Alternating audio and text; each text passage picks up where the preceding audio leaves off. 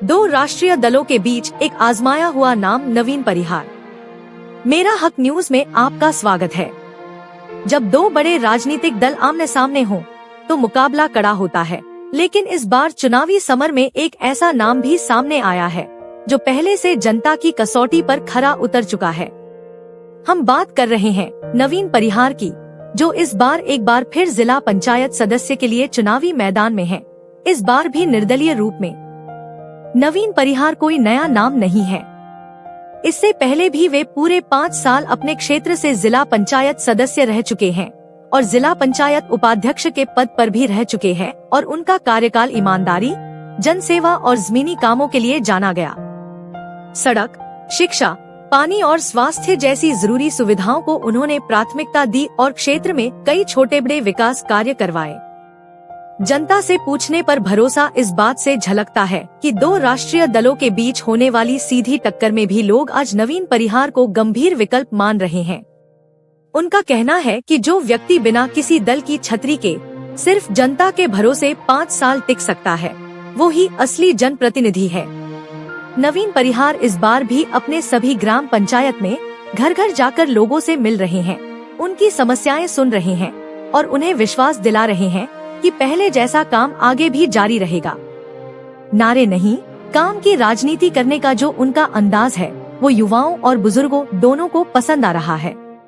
उनके समर्थक साफ कहते हैं कि यह चुनाव किसी दल का नहीं, बल्कि विकास और विश्वास का चुनाव है और नवीन परिहार की पिछली 5 साल की सेवा इसकी सबसे बड़ी गारंटी है।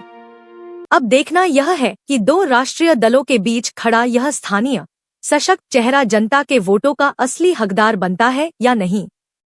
लेकिन एक बात तो तय है, इस बार की टक्कर सिर्फ दलों की नहीं, अनुभव और भरोसे की भी है। आप देख रहे हैं मेरा हक न्यूज, जहां हम दिखाते हैं आपको हर वो सच जो वोट से पहले जानना जरूरी है। आज अंतिम दिन था प्रचार का, तो कैसा आपको जन समर्थन मिल रहा है? आज हम 1 महीना पूरा हो गया है जिसमें हम चुनाव प्रचार करने में थे और आज 1 महीने के उपरांत ये हमारा चुनाव प्रचार आज समाप्ति को ओर हो चुका है और जनता का जो मुझे है काफ़ी प्रेम मिला है। और मैं अपने पूर्व के जो जिला पंचायत क्षेत्र जो मेरा पूर्व का रहा है, उसी में मैं 22 गाँव में लगभग 2 या 3 बार मैं प्रत्येक घर पर घूमा हूँ और जनता का प्रेम भी मेरे साथ है। और जनता का कहना है कि इस बार भी हम आपको जिला पंचायत सदस्य मनोनीत कर सदन में भेजेंगे। और हमारे जो हमारे क्षेत्र की जनता काफ़ी समझदार है, उन्हें मालूम है कि किस व्यक्ति को उन्हें चुनना है, कौन योग्य है और किसे उनको अपना प्रतिनिधित्व यहाँ से चुनकर भेजना है। अच्छा, पिछली बार तो लगभग 8 प्रत्याशी मैदान में थे, इस बार 2 राष्ट्रीय दलों के बीच में आप हैं, क्या कहेंगे इस बारे में?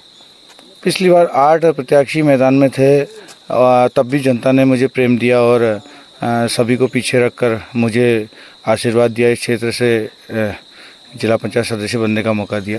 तो इन 5 सालों में मेरे द्वारा अपने जिला पंचायत क्षेत्र में काफ़ी विकास कार्य जिला पंचायत के द्वारा किए गए हैं, जिन पर मैं आज यहाँ पर चुनाव भी लड़ रहा हूँ।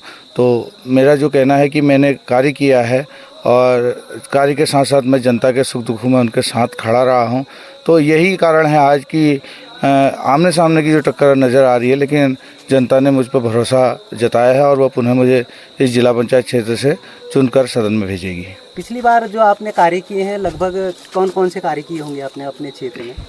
मैंने अपने क्षेत्र में लगभग जो 22 ग्राम सभा है, 22 ग्राम सभा के हर तोक में लगभग एक कार्य मैंने वहाँ पर दिया। जैसे कि मैंने वहाँ पर जो है कि खड़ंचे रास्ते जो हैं उसमें सीसी मार्ग मैंने दिए हैं और बड़े बड़े रास्ते मैंने यहाँ पर बनाए हैं। जैसे एक बिजोसदाल में एक मंदिर का रास्ता है जो कि लगभग 1 किलोमीटर का रास्ता है, उसको मैंने सीसी मार्ग दिया है। और वो मंदिर का रास्ता जो है गांव की महिलाओं के लिए वो मंदिर के साथ साथ जंगल जाने का भी रास्ता है।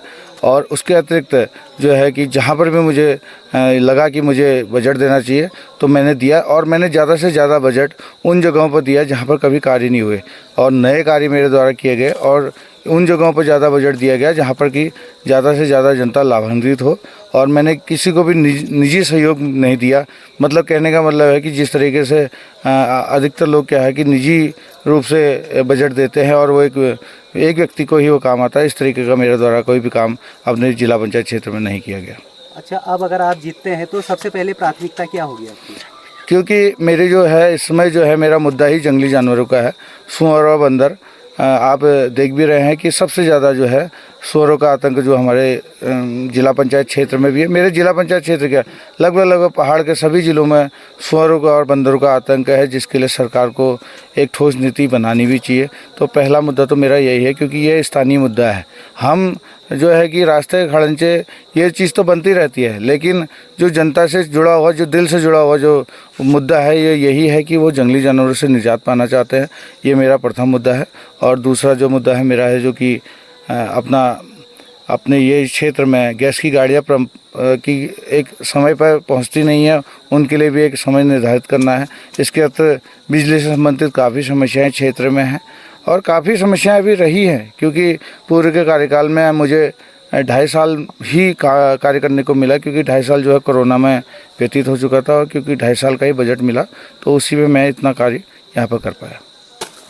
परिहार जी, आप अभी निर्दलीय हैं, तो जीतने के बाद क्या आप कोई पार्टी ज्वाइन करेंगे राष्ट्रीय वाली? देखिए, मैं पिछले कार्यकाल में भी निर्दलीय रहा। निर्दलीय मैंने 5 साल अपना व्यतीत किया। अपने जो मेरा निर्दलीय का जो कार्यकाल था बहुत अच्छा रहा।